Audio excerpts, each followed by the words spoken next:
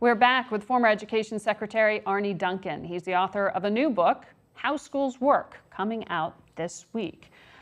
Thank you for joining us. Good morning. Thanks for having me. I appreciate the opportunity. Sure. It was interesting reading this because you find out more about you personally as well. I don't think a lot of people knew you played professional basketball for 2 years. A long time ago. It was a lot of fun. Lucky to have that chance. So some colors and personal anecdotes, but you also really, it's not so much about how schools work, but really an indictment of how schools aren't working. It's a very critical take in this book about the education system. And you say, the education system runs on lies. What do you mean by that? That's a tough statement to make, but let me just give you a couple of those. We say we value education, but we never vote on education. We never hold politicians accountable, local, state, or national level, for getting better results, higher graduation rates, more people graduating from college. We say we value teachers, but we don't pay teachers, we don't support them, we don't mentor them the way they need to do their incredibly important, tough, complex work.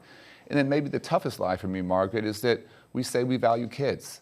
And we've raised a generation of young people, teens, who have been raised on mass shootings and gun violence. And that simply doesn't happen in other nations. So I don't look at what people say, I look at their actions, I look at their policies, I look at their budgets.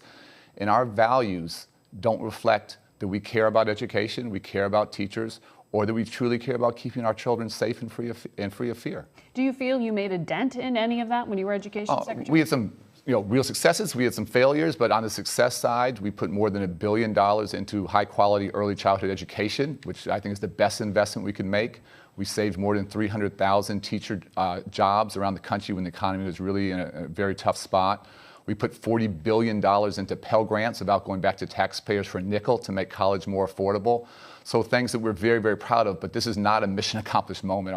Obviously, I feel a huge sense of urgency. We have to get better, faster. As a nation, we're not top 10 in anything. I want to ask you, though, before we go further about where we are now, to ask you about your own performance, because the Department of Education had a report looking at school improvement grants, a program you helped oversee and funneled. You said $1 billion there. There was total, I think, $7 billion. $7 billion, yeah. In the whole program into some of the worst performing schools to try to improve them. The report, I want to read you this quote, found overall across all grades, we found implementing any school improvement grants funded model had no significant impacts on math or reading test scores, high school graduation, or college enrollment. Excuse me. That's a pretty harsh criticism.